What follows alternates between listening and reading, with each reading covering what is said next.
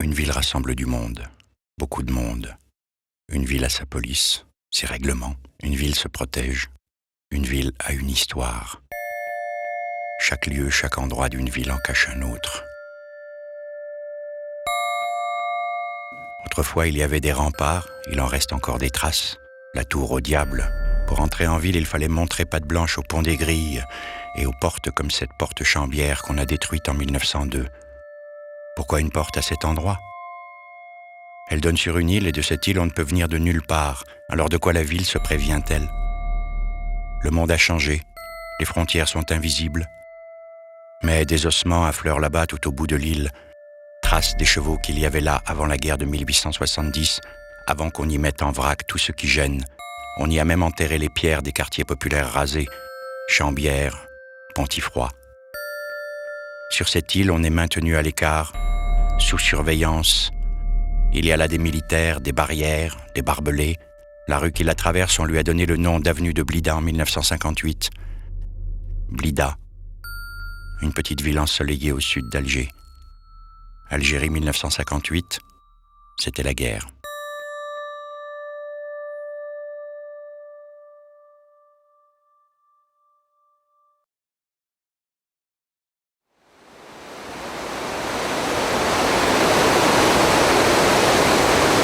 Devant le passage piéton, un homme sans âge, des cercles rouges autour des yeux que l'on ne voit plus, juste des cercles rouges. Il a les mains dans les poches, un manteau beige et un jean troué. Au croisement des sacs plastiques, c'est des petites épiceries, accrochées à des branchages. La terre est brune, les sacs blancs. Et mon père fredonne à nouveau. Il paraît que voir les plus pauvres que soi, ça rassure. Allez-y, ici, tout le monde peut venir. Ici, il n'y a rien.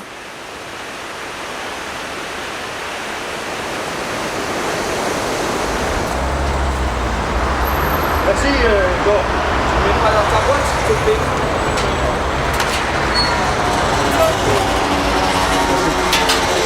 Monsieur Zola. Salut, Peter. Quand même mieux. Vous nous avez rapporté des habits. C'est une très très bonne initiative et nous vous en remercions. Il y a des gens qui arrivent quelquefois qui n'ont rien à se mettre, n'est-ce pas? Et nous leur distribuons ces habits. C'est toujours le bienvenu pour les gens qui nous rapportent quelque chose.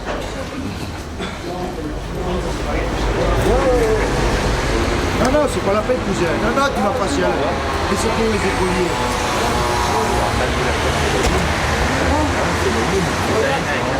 Ouais, mais il y a beaucoup de gamins qui pètent un câble, c'est pas grave. Depuis que je suis né, depuis ma vie, pour moi, il n'y a rien qui a changé en 49 années de vie. Il n'y a rien qui a changé. Ils ont 1000 €. On s'en sort encore moins. Petit, je passais là avec mes grands-parents. Ils se garaient toujours sur le parking des anciens abattoirs pour ensuite se rendre à pied au centre-ville. Je connais que le début de cette avenue. L'Auray, je l'ai vu du multiplex. Là-bas, de l'autre côté, je me suis toujours demandé comment on accédait à ces bâtiments que je voyais au-delà de la Seille. Une usine d'incinération, les blogueries d'une sorte de foyer, un camp de gitans, du désordre. Les portes de la ville, vous y êtes. De tout temps, l'île a été déclarée insalubre et pourtant, vous sentez qu'il y a quelque chose de vivant dans ce qui semble à tout un chacun vide, désert, inquiétant. Vous voulez savoir ce qu'il y a au bout? Alors, vous avancez, vous faites des rencontres. Oui, c'était que des bons souvenirs. Mais vous restiez ici ou vous alliez vous balader ailleurs? On n'allait jamais trop vers le fond de l'avenue parce que c'était... on n'avait aucune raison d'y aller. Et moi, j'ai jamais eu de sentiment, par exemple, de peur ou de crainte quand j'allais dans le quartier du Pontifroy ou quand on allait en ville, par exemple. Et lors de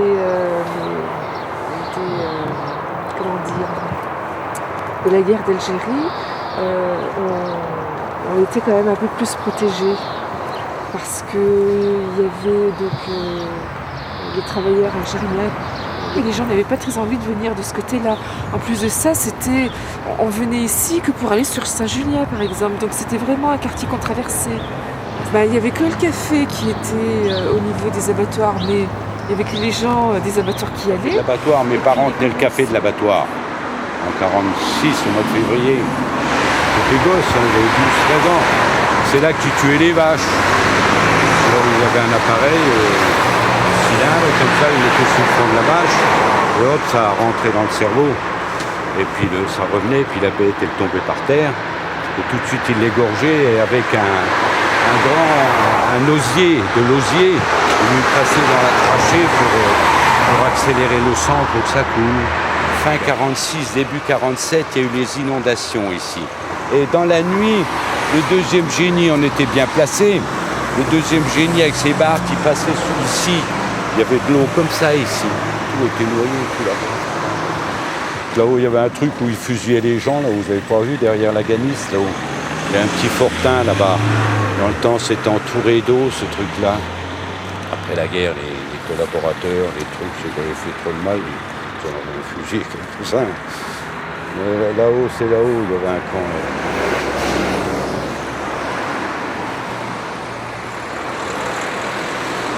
Il y avait des centaines de gens qui descendaient à la gare, qui venaient des usines en bas, là-bas.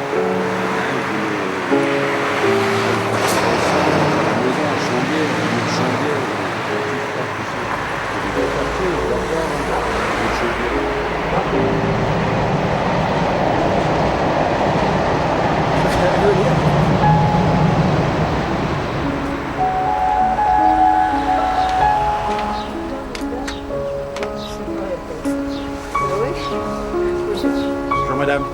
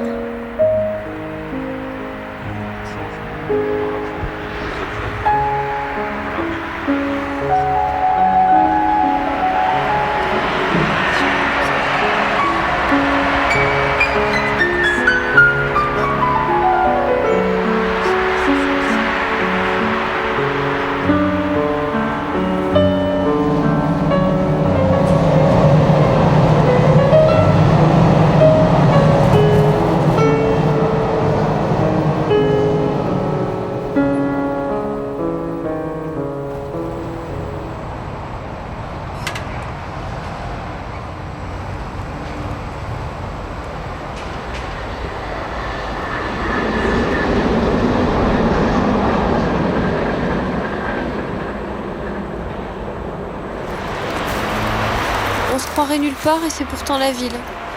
On dirait qu'il n'y a là que des oubliés, des invisibles. Jusqu'à aujourd'hui, il n'existait pas pour moi. Pour qui existe-t-il? Si l'on prend le temps d'observer, il y a de la vie. Une vie étrange dans cet appendice.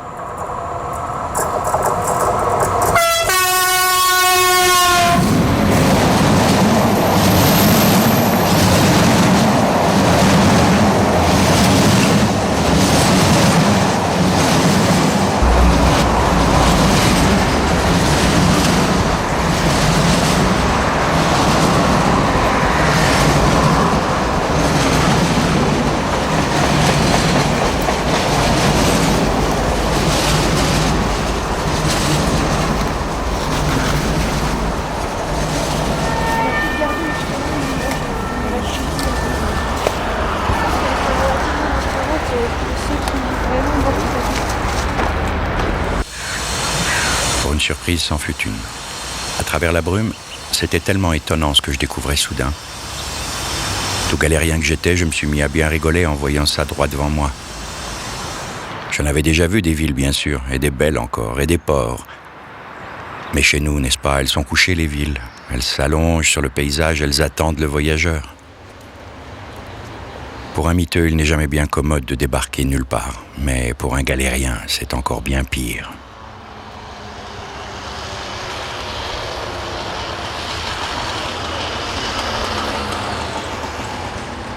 Les gens sont pauvres et perdus. Ils survivent ici parce qu'ils ne peuvent être ailleurs. il se cherche une vie qui a du mal à naître. Et on accueillait à l'époque 18 hommes isolés. Ces baraquements en bois qui étaient là, en 1917, c'était un campement de prisonniers russes. Et après, l'armée du salut avait repris en compte ces bâtiments en bois et accueillait déjà à l'époque des SDF sortant de l'hôpital. Et on a donc toujours eu comme voisin un campement de gitans qui a posé un peu quelques problèmes par le passé. C'était difficile entre certains de nos résidents et des adolescents à côté. Aujourd'hui, c'est plus le cas, on n'a pratiquement plus de problèmes. L'usine d'incinération, ça c'est la nouvelle. L'ancienne se trouvait à 20 mètres d'ici et nous a posé aussi pas mal de soucis. Il y a des jeunes qui n'ont pas l'habitude de se retrouver dans cette situation d'être à la rue. C'est extrêmement compliqué, la rue, il n'y a rien de plus violent que la rue, il n'y a rien de plus difficile que la rue. Et pourtant, les places d'hébergement proposées ne sont pas toujours en adéquation avec leurs souhaits. C'est difficile pour eux de le supporter et très souvent, l'image de soi en prend un coup, c'est compliqué d'accepter d'en être arrivé à ce point-là.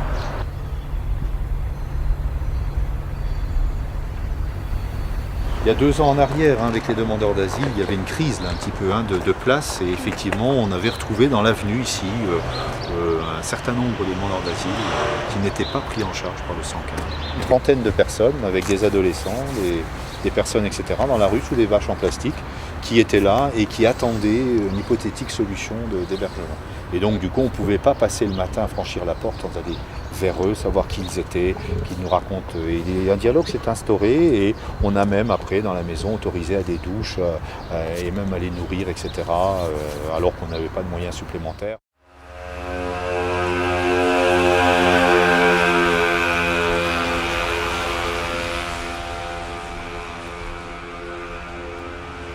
Je suis mal à l'aise dans des lieux comme cela. Je ne m'habitue pas aux précaires. Pourtant, des personnes existent dans cette avenue, des humains. Ils ont le regard en dedans, comme s'ils se cachaient. Et ils avancent, malgré tout. Mais c'est quoi exactement ce tout ?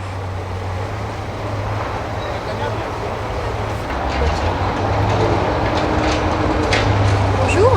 Bonjour. À midi, à 7h. Et le morceau de pain qu'ils n'ont pas mangé, personne pour des grilles, donne aux canards, aux hérons. C'est pour ça que le héron est passé tout à l'heure. Il va se poser, il attend midi et demi, la fin du repas, il va manger. C'est comme le chien. Voilà, comme le chien. On sait pas. Enfin, on sait pas. C'est personne. C'est un d'abord. Il y en a beaucoup qui viennent. Je sais pas. Moi j'ai squatté une fois et je me dis c'était pour faire la ferraille. Voilà.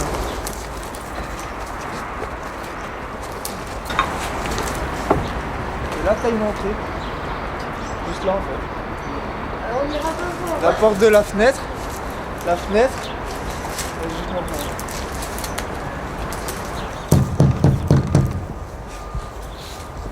Voilà, mais bon, c'est fixé. Et voilà, c'est complètement délabré en fait.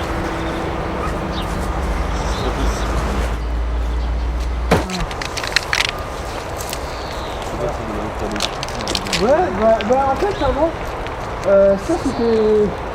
Il y avait un garage, tout ça, je sais pas ce qui s'est passé, il est tombé. Du jour au lendemain, on l'a vu, il était par terre. Complètement rangé.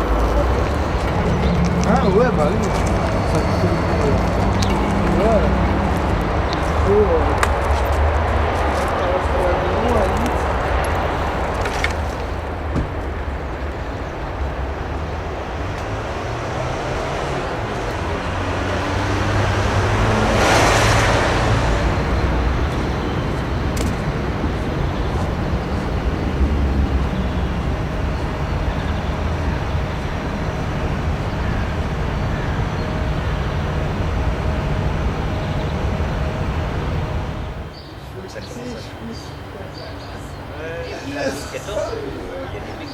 C'est parti au banc camion. Le bâton contre le perdant. Ok. Moi, le battant, il apporte toujours des solutions. Le perdant apporte toujours des problèmes. Le battant dit je fais. Le perdant dit ce n'est pas mon affaire. Le battant pense que c'est sans doute difficile mais réalisable. Et le perdant pense que c'est sans doute réalisable mais trop difficile.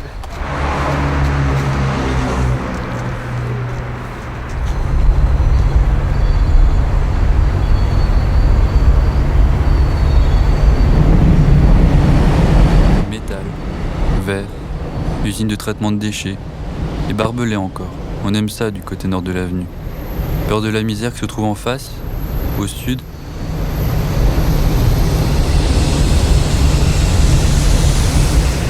Palissade en béton.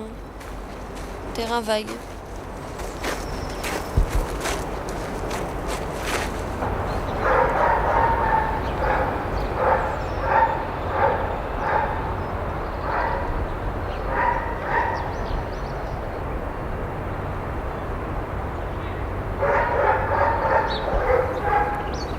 On ne vaut qu'un militaire. Ils sont sûrement là-bas, derrière. Ils ne sont là que pour eux. L'humanitaire, ils le font loin d'ici.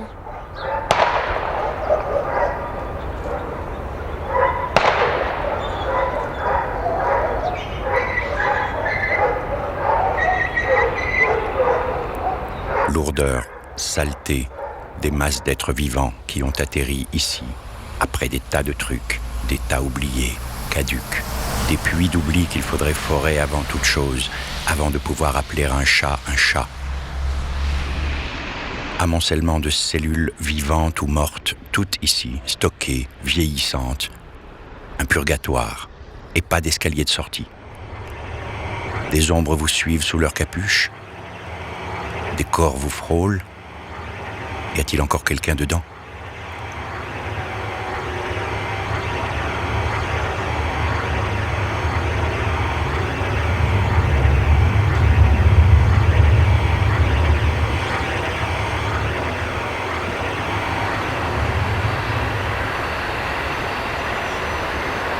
Je vois maintenant la vie qui perce. Et ça me semble beau. Fini le vide des premières impressions. J'ai aussi le regard qui change. Ça vient comme ça. J'ai l'impression d'être ailleurs. Maintenant que j'y suis, je suis en Roumanie, en Hongrie, dans les pays de l'Est comme je les vois. Tristes, pauvres, malheureux.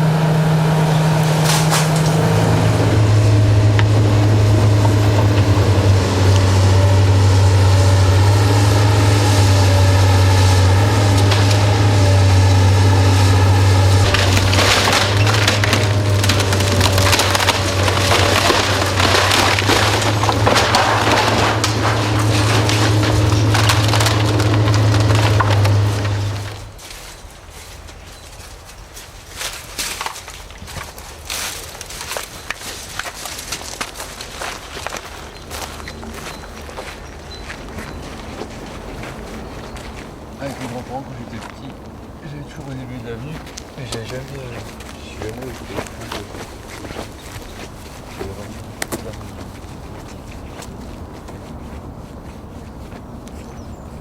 Dehors, toujours la même femme, loin de nous. Elle marchait. On aurait dit une vieille, et pourtant, vue de près, elle est jeune. Un fantôme avec des habits de pauvre.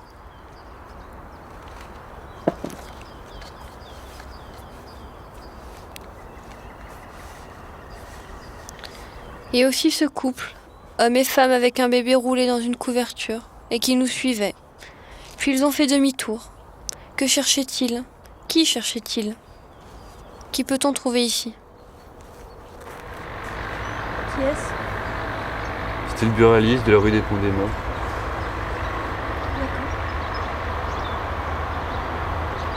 Salut Léo.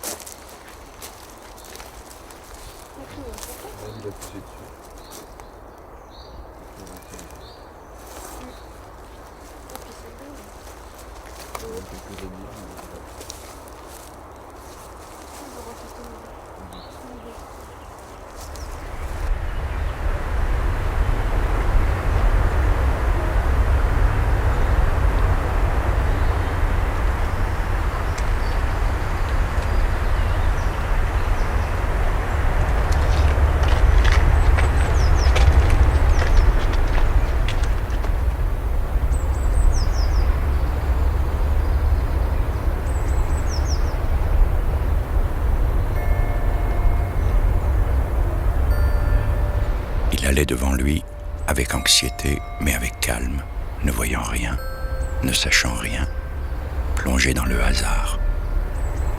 Sortir, surtout sortir. L'ombre qui l'enveloppait entrait dans son esprit. Il marchait dans une énigme, un cloaque avec des ponts, assez lugubre d'être pris dans ce coin de ténèbres. Il était obligé de trouver et presque d'inventer sa route sans la voir. Dans cet inconnu, chaque pas qu'il risquait pouvait être le dernier. Comment sortirait-il de là? Trouverait-il une issue? La trouverait-il à temps? Moi, ça fait 18 ans que j'étais dans la rue. Je suis un enfant d'Adas. Alors j'espère que les gens de la rue, qui feront comme moi, essayer de combattre par rapport à la rue, faire des pieds de ses mains pour essayer d'avoir à manger ou n'importe quoi que ce soit. C'est vraiment très dur pour certaines personnes. En attendant, j'espère qu'une seule chose pour les gens de la rue, c'est qu'ils s'en sortent. Comme moi, j'essaie de m'en sortir. La loi de la rue, c'est quelque chose, faut prendre la vie en pleine dedans. C'est comme une pomme, mais là c'est pas une pomme, c'est du béton. C'est quelque chose de fort. C'est comme un mur qui est en face de vous. Et puis la vie est plus ou moins difficile, la vie est plus ou moins très cruelle. La vie aussi en même temps, c'est une guerre. Vous voyez, malgré que j'ai peut-être un appartement, je suis pas riche. Je suis loin d'y être. J'espère que vous-même, vous tous que vous êtes là ici, j'espère que ça n'arrivera à personne. Il y a beaucoup de SDF qui sont en train de mourir de faim, ou alors peut-être de soif, ou je sais pas. Arrivé en hiver, avec le 115, il y a trop de place, enfin il n'y a pas assez de place. Il faudrait essayer d'ouvrir des foyers. Je peux remercier juste quelque chose, c'est le 115. Parce que s'ils ne seront pas là lors d'aujourd'hui, malheureusement, il y a, comme tous les autres qui sont dans la rue, j'espère qu'ils trouveront quelque chose, comme moi, comme ma femme, comme mon chat, que moi, mon chat, normalement, il n'a même pas le droit d'être ici. Et finalement, il est là, présent. Heureusement. En attendant, moi j'aime pas le Guillaume Rossignol. Passez une bonne journée.